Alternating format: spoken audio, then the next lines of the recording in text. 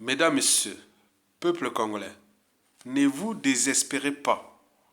Sassou Nguesso va tomber et doit tomber. Et pourquoi? C'est pour trois raisons. La première raison est que la situation du pays est explosive. La situation du pays est explosive. C'est une bombe à retardement. La deuxième raison, c'est que la situation du pays est imprévisible. Méfiez-vous des apparences. La situation du pays est imprévisible. Ça, tout peut se déchaîner à tout instant. La troisième raison est que toute éducature a durée de vie limitée. Dans la vie, il y a toujours un début et une fin. Il y a toujours un départ et un terminus. Sassou est à la fin. Mais pour l'instant, on ne sait pas ni la seconde, ni la minute, ni l'heure, et encore moins le jour qui va tomber. Historiquement, la plupart de la chute des dictateurs ont été toujours de façon spontanée, imprévisible. Ce sont des signes du temps qui peuvent l'annoncer. Mais en réalité, et dans presque 99% des cas, s'il y a 10 dictateurs qui ont chuté, 9 ont chuté de manière ou de façon imprévisible. Donc Sassou Nguesso ne va pas s'affranchir de la règle. Donc sa chute va être aussi peut-être spontanée, imprévisible et parfois et peut-être brutale. Et donc, ne vous désespérez pas. Sassou est à la fin. Sassou est à la fin. Et donc, nous le savions très bien. Les signes sont là. Et donc, vous devez espérer. Vous devez prier. Vous devez rester libre et digne dans la tête. Oui, cette situation n'est pas une fatalité. C'est une chance pour nous. Pourquoi?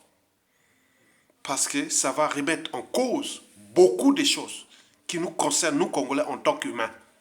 Avec ce que je vous ai tout dit, les problèmes des émotions, les problèmes des émotions au-dessus de la raison, les problèmes des émotions au-dessus de l'intérêt général, le problème de l'appartenance au-dessus de l'intérêt général, le problème de la raison au-dessus au-dessous de vivre ensemble et de tout, où c'est qu'on peut dire que l'État, le pays est impersonnel. Donc, quand vous avez une maison, il faut la protéger. Vous pouvez faire tout ce que vous voulez dans la maison, mais il faut la protéger. Nous, le Congo, c'est comme ça. Il est impersonnel. Or, historiquement, nous avons laissé ce pays-là aux mains de certaines personnes qui, par émotion ou par appartenance, on a laissé des mauvais prendre le contrôle de notre pays. Et donc, quelque part, on a été puni. Parce que le pays, le Congo, est impersonnel. Ça ne dépend pas de quelqu'un. Ça dépend d'un peuple. Un peuple, c'est tout le monde. Donc, c'est un bien commun. On s'unit que pour le protéger. Mais nous avons laissé un certain nombre d'individus malins et qui, avec les ennemis de l'extérieur, ont pris le contrôle de notre pays qui nous ont tenus dans les conditions-là. C'est si simple que ça. Maintenant, cette fois-ci, vous allez dire que demain, on va prier, se laisser faire comme ça. Donc nous allons blinder notre maison pour que quelqu'un qui va commencer à faire ça, il sera vite dénoncé, il sera vite neutralisé, il sera vite neutralisé pour l'intérêt général, pour l'intérêt de l'État, pour la raison d'État, pour plein de choses. Donc voilà l'enjeu. C'est une chance. Parce que Sassou Nguesso n'est pas arrivé là par hasard. il y a eu tout un cheminement, tout un chemin de lâcheté, de naïveté, d'émotion, d'appartenance tribale, géopolitique, autres, qui l'ont entraîné jusqu'à ce qu'il arrive à détruire ce peuple-là. Il a surendetté abusément ce peuple, ce pays. Il a ruiné et détruit. Il veut laisser une poudrière, un pays ingouvernable. Et c'est à nous, individuellement et collectivement, au niveau civil, politique et militaire, d'en prendre conscience, d'être conscient que nous sommes individuellement et collectivement en danger. Et que les anciens nous ont trahis. Beaucoup sont tirés comme des rats, ou d'autres ont été déclassés, et surtout Sassou, on a abusé de leur vie privée, de tout ce qui était de leur part de l'humanité ou de la dignité. Et donc, vous devez en tenir compte que nous avions péché historiquement, depuis l'indépendance jusqu'à nos jours. L'abbé Fidel Youlou, l'ancien président de la République, le premier, disait qu'un jour ou l'autre, nous serons dirigés par un fou. Et voilà, il est là. Les Néron tropical, Denis Sassou Nguesso. Ces individus-là qu'on rencontre qu'une fois tous les 2000 ans dans un pays et qui sont toujours au service de l'oppression, de l'injustice et de la barbarie. Ils sont au service du colonialisme et du néocolonialisme. Ils sont des individus qui sont contre vous, peuple congolais, contre votre pays. Et pourquoi? Parce que, historiquement, depuis ces années jusqu'à nos jours, nous avons laissé ces mauvais, ces indignes, ces lâches, ces peureux et autres qui ont laissé Sassou Nguesso, qui en a abusé de leur vie. Beaucoup ont été assassinés, soit par empoisonnement ou par la balistique, c'est-à-dire par les armes à feu. N'oublions pas ceux qui sont déclassés, qui vivent au pays comme des rats, et surtout ceux qui sont en exil, avec ou sans l'argent et le sang des Congolais dans leurs mains. Et quelques poignées d'individus continuent à les servir comme des indigènes, des esclaves, et autres, c'est leur affaire. Ils sont faux opposants, faux dissidents, autres. Donc c'est toute cette lignée des gens, des individus-là qui nous a posé bien des soucis. Donc vous devez prendre que la chute de Sassou qui arrive, qui est inévitable, doit être l'occasion pour nous transformer. Parce que toutes les transformations naissent des crises. Et donc sans crise, il n'y a pas de transformation. Donc nous devons comprendre que cette histoire-là fut quelque part le péché collectif que nous avions avec ces anciens depuis l'indépendance dans nos jours qui nous ont produit, aidés, entraînés, conditionnés et laissé libre cours à Sassou d'agir contre vous, peuple congolais, contre notre pays. Et pour combien de temps encore? Mesdames et messieurs, peuple congolais. Donc, Sassou dégage inévitable. Car la situation est explosive, imprévisible et que toute dictature a duré de vie limitée. Mais en attendant, nous courons deux risques majeurs dans ce pays. Le premier risque, c'est la perte en vie humaine qui ne cesse d'augmenter à cause des conditions de vie déjà indignes, insupportables, intolérables, inacceptables et inhumaines. Donc les gens meurent comme des mouches. Donc on va perdre beaucoup de monde. C'est une réalité. Cette réalité est triste. Que nous allons perdre au niveau de nos familles, dans toutes les catégories socio-professionnelles. Du commun des mortels aux fonctionnaires, aux cadres, aux officiers supérieurs, on va perdre beaucoup de monde. Beaucoup de monde. C'est la suite logique de ce que nous avions laissé faire. Donc, vous devez prendre ça comme réalité que ça ne sert à rien de s'indigner, de pleurer, de autres. Bon, ben, c'est la réalité. Ce n'est pas une fatalité, mais c'est la réalité. C'est un risque. Le risque est là. Nous allons perdre beaucoup de monde avant que Sassou Nguesso puissent être chassés de là à tout instant.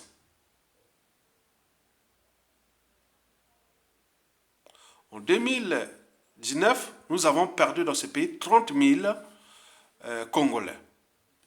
Il suffit de faire la comptabilité. Chaque jour, à Brazzaville, il meurt plus de 150 personnes, multiplié à Pointe-Noire, on peut multiplier à l'échelle de tout le Congo. On peut arriver par mois et quand tu fais l'année, on arrive à 30 000 personnes qu'on a perdues au Congo, sans même guerre que ce soit, l'année dernière. Et cette année, peut-être qu'on va multiplier par 2. Alors qu'on vous demande parallèlement de vous mettre dans la rue, hein, comme ça se passe au Mali, comme ça se passe partout, mais on a la peur qu'il va nous tuer. En attendant, lui, il continue. Est-ce que Sassou Nguesso peut tuer 30 000 Congolais avec les moyens, qu'il n'a plus de moyens, il est aux abois, il n'a plus d'argent, la logistique est un peu haute, et donc il a peur aussi que si je tue encore Massimo à Brazzaville, et donc il va arriver quelque chose d'incontrôlable contre moi-même, contre ma famille, contre mon clan, et même ma tribu. Donc il ne peut pas vous tuer, c'est la peur est imaginaire. Les peuples se libèrent. On ne peut pas casser l'omelette on ne peut pas avoir l'omelette sans avoir cassé les œufs. L'œuf, quand il est brisé de l'intérieur, la vie commence. Et donc, vous devez être dans cette dynamique. La peur est imaginaire. On vous incite que non, faites quelque chose, mettez les jeunes, on se sacrifie, même si ça se tue 5 000 personnes.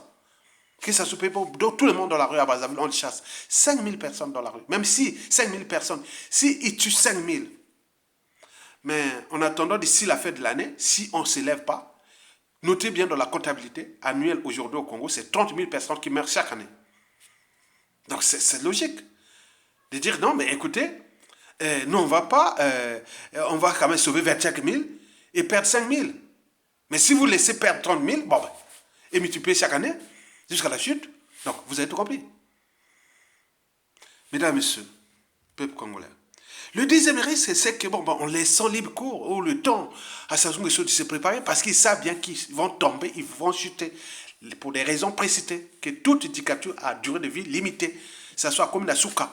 Il tient là parce que il y a le mensonge, la dissimulation, la diversion, la ruse et la violence, la barbarie pour que vous ayez peur. En attendant, beaucoup des bourreaux sont en train de mourir là. Et quand ça va partir, quand on va l'arrêter, si on n'arrive pas à l'arrêter et qu'il meurt avant, ou qu'il se sauve ou autre, et ce sera difficile et tout compagnie, mais vous allez régler ça comment? Donc nous allons laisser ces contentieux aux générations qui viennent après, mais comme ils n'ont pas de repères, comme ils n'ont pas de hôtes, donc on va construire une poudrière, un pays ingouvernable, avec des faux opposants, faux dissidents qui sont là et autres. Or, si nous mettons tous dans une dynamique de la rue, et à ce moment-là, écoutez, on y va, on vous a demandé de rester chez vous. Pour qui vous n'allez plus travailler pour lui, mais vous allez quand même, tant pis, vous allez travailler gratuitement. Le pays là est en cessation de paiement. Et tout ce que vous faites là, les arriérés, vous les laissez pour qui? Par qui? Pour qui? Qui va venir là? Oui, mais Tiasso est maintenant parti. On va venir là, non? Payer nos arriérés des maires de Sassou? Des arriérés des salaires de fonctionnaires pendant 3, 4, 5 ans? Ou les arriérés des fonctionnaires, des retraités, des bourses et autres? Qui va payer ça? Qui va payer ça? C'est une lâcheté collective. Il faut dire, oui, ça rentre dans la comptabilité d'une lâcheté collective. Donc, on zappe ça. Donc, on commence là. Mais si vous voulez qu'on traite ça, prenez votre responsabilité de peuple. Et donc, vous devez en tenir compte de cette réalité, que nous avons 2 risques, que d'ici la chute des Sassou, nous allons perdre beaucoup de membres dans nos familles, partout. Là, il n'y a pas de la mort ne choisit pas. Et de l'autre côté, les bourreaux vont certainement partir un à un et on va rester, voilà, on va se retrouver sans personne n'est responsable de tout ce qui s'est passé. Ça sera des petites personnes subalternes et on va faire des trucs, on va créer une autre injustice. Alors que les vrais bourreaux, on l'a laissé libre cours jusqu'à ce qu'ils meurent au pouvoir ou qu'ils s'entretuent entre eux. Vous avez tout compris, mesdames, messieurs. Peuple congolais. Prenez votre responsabilité de peuple et maintenant. Ce n'est plus le problème de pouvoir au nord, sud, est, ouest. Ça se tombe encore sur une transition consensuelle pour tous tous les pouvoirs du Nord au Sud ensemble, on va construire quelque chose ensemble de nouveau. Pourquoi vous parlez encore du Nord, du Sud? Non, non, il n'y a pas ça. Ceux qui jouent ces jeux, c'est ceux qui veulent que Sassou reste là, détruire ce pays. Donc, ce sont ces gens qui sont avec Sassou. Faites quelque chose. Nous, de la peur envers Sassou est imaginaire. Est imaginaire. 100 000 personnes, comme on a eu en 2015 dans la rue, 2, 3, 4, 5 jours, Sassou tombe. Au lieu d'attendre qu'il continue à massacrer, à tuer, à autre, mais c'est quoi ce peuple? Mais le danger, c'est l'après, puisque beaucoup de gens ont compris qui nous sommes, mon peuple congolais. Donc vous allez réclamer quoi?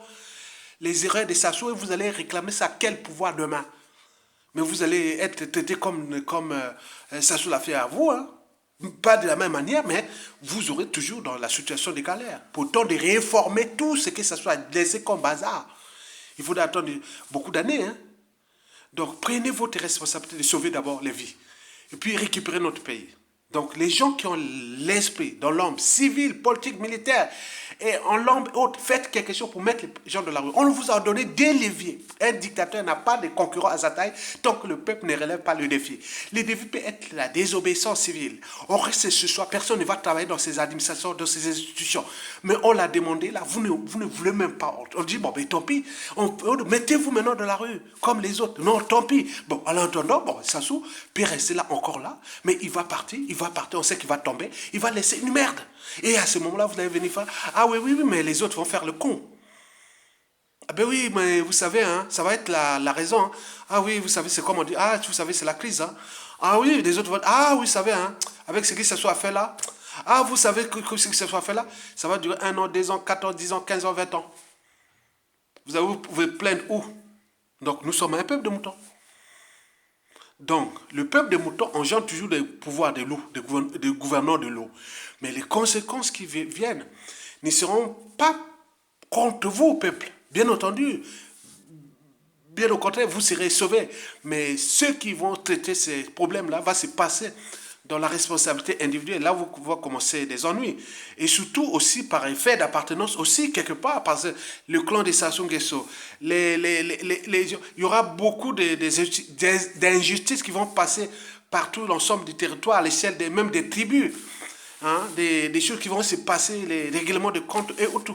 Donc, si vous ne prenez pas conscience qu'on peut réparer ça au moment que nous allons être dans la rue et récupérer notre pouvoir, personne, aucune puissance économique du monde, même la France et tout ça, viendra dire non, on va vous imposer comme ça, puisque vous avez pris votre responsabilité de peuple. Mais si vous ne prenez pas votre responsabilité de peuple, on viendra négocier à votre place pour les faire partie et il y aura des contreparties. Et donc, les choses n'auront rien changé. Puisqu'on dit, bon, on va vous cesser Sassou Nguesso, on compte partout, vous laissez ça. Bon, d'accord, bon, bien, ça recommence, ça n'a rien changé. Et c'est ça le monde. Donc, si vous ne comprenez pas comment fonctionne ce monde, et que les peuples se libèrent eux-mêmes, que vous attendez, hein, tout est rouge, Sassou, il a peur, et tout est rouge, vous attendez, bon, on attend. Mais au final, vous aurez perdu beaucoup pour penser le pays de Congo de demain sans que nous aurons une volonté collective, c'est-à-dire d'un soulèvement ou d'une désobéissance civile ou quelque chose qu'on vous a donné ça. Mais nous allons nous trouver dans une situation qui sera problématique, surtout pour le peuple, et arrivera certains opportunistes, les faux, les autres, qui vont certainement vous rouler dans la farine, et tu vas voir que ce pays-là peut aller dans les situations qui peuvent être un peu visibles. Mais en attendant, nous avons l'espoir. L'espoir est là, qu'il faut que nous allons dans la rue. Nous allons dans les désobéir et pour qu'ils tombent, pour qu'on rentre dans une transition consensuelle, pour qu'on remette tout à plat.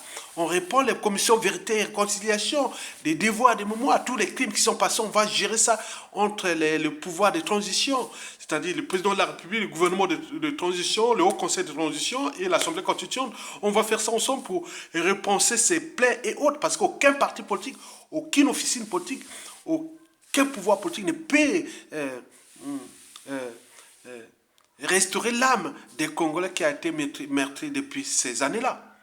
Et puis, il faut voir à tout ce qui est des les commissions économiques, sur les biens mal acquis, sur les audits de l'État, les contrats et tout compagnie. On va faire ça méthodiquement, gérer ça bien, ensemble. Et puis les institutions nouvelles, où on va repenser pour les choses ensemble. N'oublions pas que le président de la République demain ne sera pas élu au suffrage universel direct. Ce sera indirect, un président à titre symbolique. Mais pour enlever tous ces trucs-là qui vont transformer votre pays, votre vie et votre dignité, que vous serez les Congolais respectés par tout le monde. Mais il faut casser les omelettes, il faut casser les œufs. Donc il faut faire quelque chose. N'oublions pas de repenser la sous-région. Ce qui va se passer dans la CEMAC, le Gabon, le Cameroun, le Tchad, la Centrafrique, la République démocratique du Congo, et tout ce qui est autour de nous, comment repenser ça, et voir la France-Afrique des dictateurs à la France-Afrique des peuples, et donc repenser qu'est-ce que c'est la France, pourquoi nous fout la merde comme ça, qu'est-ce qu'on peut faire ensemble pour qu'on avance à l'échelle de la CEMAC, et des choses comme ça, on va négocier plein de trucs ensemble, doucement et méthodiquement. Mais c'est ça l'enjeu. Mais si vous laissez faire, bon ben écoutez, les autres, les impérialistes, les ennemis de l'intérieur, ils vont en abuser parce que nous sommes un pays déjà occupé. Parce qu'il y a des mercenaires, il y a beaucoup de gens qui ont produit, qui ont semé des graines, qui sont là, ils veulent que ce pays-là reste une poudière. Et c'est quelque part ce que je vous ai dit au début de la vidéo. Donc, la balle est de notre côté. Donc, ne vous désespérez pas. Restez motivés. Sachant que ça va tomber. Mais nous, on le sait qu'il va tomber. Mais non, c'est ce qui nous dérange et qui nous fait quelque part par mal, c'est les deux risques précités, qu'on va perdre beaucoup de vies avant qu'il parte, et aussi les bourreaux peut-être vont être, voilà. Et donc si on passe pas dans un truc, on risque de passer par une négociation, et de cette négociation, c'est le Congo qui va perdre beaucoup. Donc vous avez tout compris, et merci beaucoup, à bientôt.